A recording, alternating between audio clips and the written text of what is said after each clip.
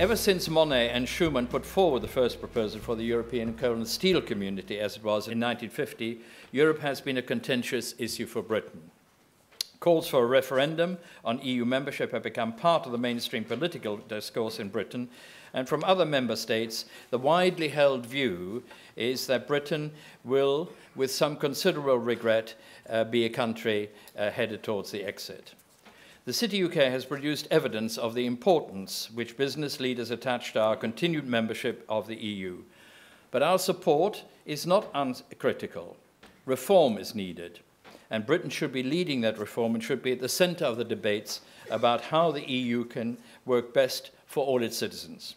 3 weeks ago, the British automotive sector, an industry that accounts for 700,000 jobs in the UK, published new evidence that leaving the European Union would put those jobs at risk.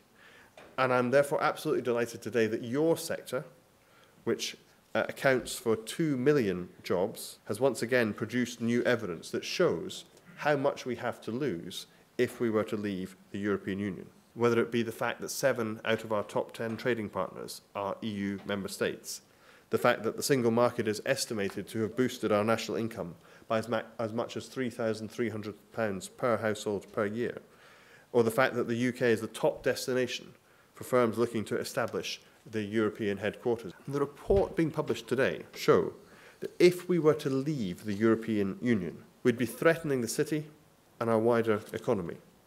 We would be building barriers where for years we've been working to eliminate them.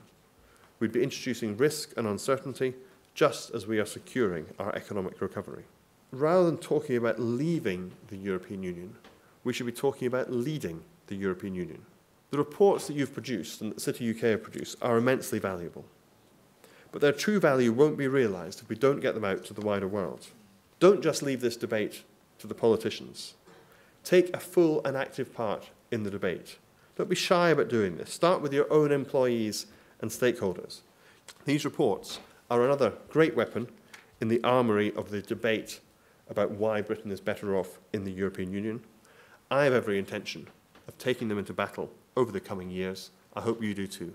Wholesale capital markets are not the whole of the UK financial centre, they're but a slice of it. But they perfectly illustrate the case for EU membership. This set of activity generates about £60 billion in revenue. Of that, more than 3/4 of it, £45 billion, is transacted or touches the UK. Of the £45 billion of revenue which is generated that touches the UK, less than half of it, about 20, comes from clients who are based in the UK. So if you look at this through two lenses, firstly, for the UK, more than half, 55% of the business that touches the UK financial centre in these areas is from clients who are not within our national borders. And you look at it through the other lens, you look at it through the client's eye. If you're a client of these markets outside of the UK but within Europe, nearly 2/3 of your activity touches the UK. So the UK and the European-wide client base are mutually dependent. The UK, as Wynne said earlier, is the financial centre for Europe. In terms of putting together our report, we considered scenarios for the UK's relationship with the EU, and I think there are 8. There are 3 in scenarios, and we've looked at 5 out. These were our conclusions. Leaving the EU risks damaging the UK financial services sector through uncertainty, reduced market access, and loss of influence. After leaving, the UK would be put in a position of having to wait to learn the results of any subsequent EU treaty or regulatory changes, which could have a major impact on the terms of trade between the UK and the EU. European and global interests of the UK financial services sector are best served through UK membership of the EU. It's currently tailored to UK interests, provides collective strength, and gives the UK double representative on many global fora. What we've tried to do in looking with the economic analysis is really try and do 2 things. The first was to take a step back to first principles, as it were, and I was very keen to build on the analysis that was done by the Growth Commission last year and really try to answer the question, what drives growth? What really, in terms of trend growth, pushes our economies forward? And the second thing we've tried to do is very much place that analysis in the context of what I think is the modern globalized economy, one that is characterized by vertically integrated value chains, where typically those value chains, where sometimes firms have up to 45 different suppliers, but where those suppliers are very geographically dispersed. What really this analysis does is it offers an insight as to what really the value of the single market is, and how, in particular, the single market is really fundamental to driving growth and prosperity in our economy. So to understand the economics of EU membership, I think probably you only, at the core of it, need 5 facts. And those 5 facts turn out to be some of the most robust facts in the economic literature. It's very hard to overturn these facts. So fact number 1 is that there are big differences in the productivity achieved by high productivity firms and low productivity firms in every single industry and in every single country around the world.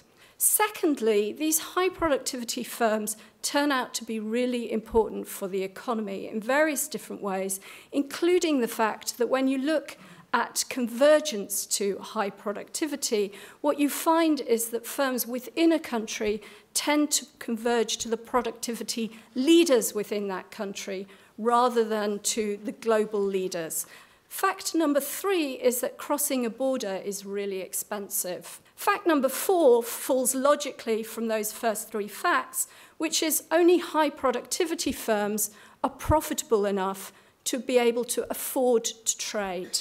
And empirically, what you find is that firms prefer large, geographically close markets with strong institutions and developed financial markets. So empirically, what you would find is that the difference between trade between London and Berlin would typically be about 1.6 to 2.7 times the amount of trade you would expect to see between London and Beijing. So geography really matters.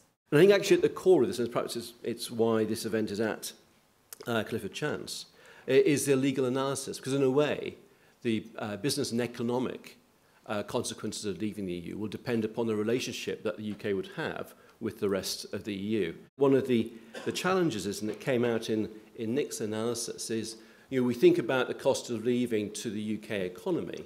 What is the cost of the UK leaving to the economies of the rest of Europe? And the precise nature, I think, of the relationship between the UK and Europe would in a way depend not just on how we played that, but also how the rest of Europe saw that relationship in the future and what they would see is the economic cost to them of the UK leaving. But the analysis does talk about what would happen if we're outside. Of course, when we get to 2017 and there's a referendum, the question is, what will the in option look like? What is it that we're negotiating for? What is it that we will be putting to people in a referendum? And I think the point that we need to remember is that the relationship of the 28 member states to EU institutions is not a static model, it's dynamic.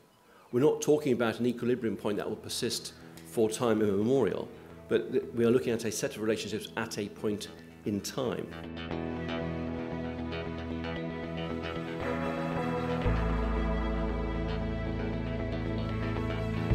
Well, today was all about launching the comprehensive programme of research that we've put together. And thanks to our colleagues at Clifford Chance, Oliver Wyman, Analytically Driven, we've managed to assemble a really robust evidence base that shows the value for financial services that EU membership brings. What we've managed to do with the research is not only give ourselves an evidence base, but start to put forward some concrete ideas as to what a reformed Europe looks like. A Europe that would be more competitive, more dynamic, more outward-looking and indeed more entrepreneurial. This has been about starting the debate, it's been about having a great conversation, and actually what we've managed to do today is make sure that our industry can lead from the front and have an evidence base that we can rely on. We're partway on a journey, if you like. You started in October with the City Speaks, the City Listens and so on.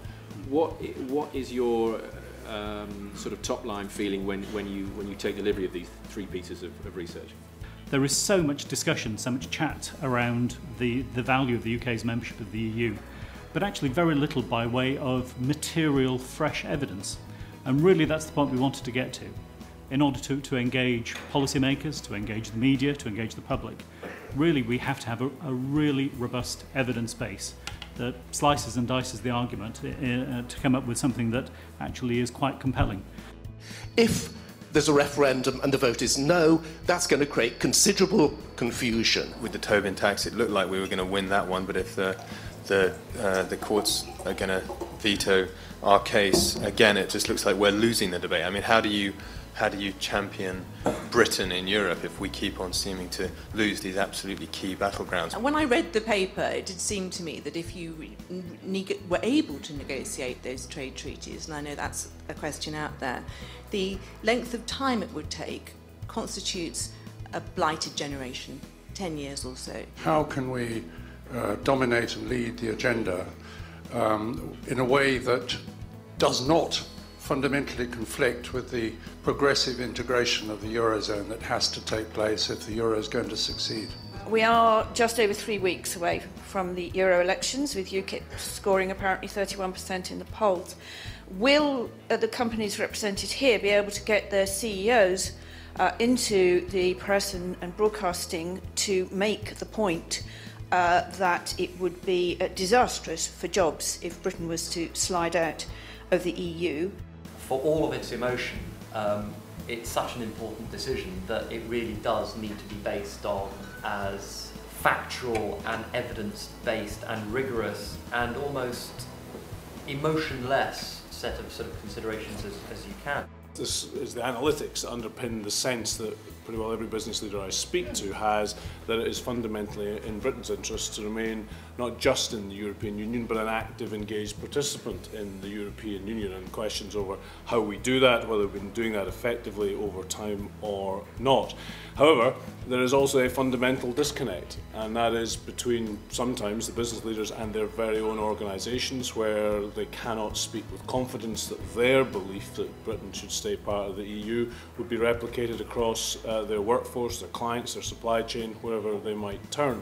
The notion that a market of 65 million people, even in an advanced one like the UK, would be able to win as much as a market of 500 million people can in a negotiation really just doesn't make practical business sense to me.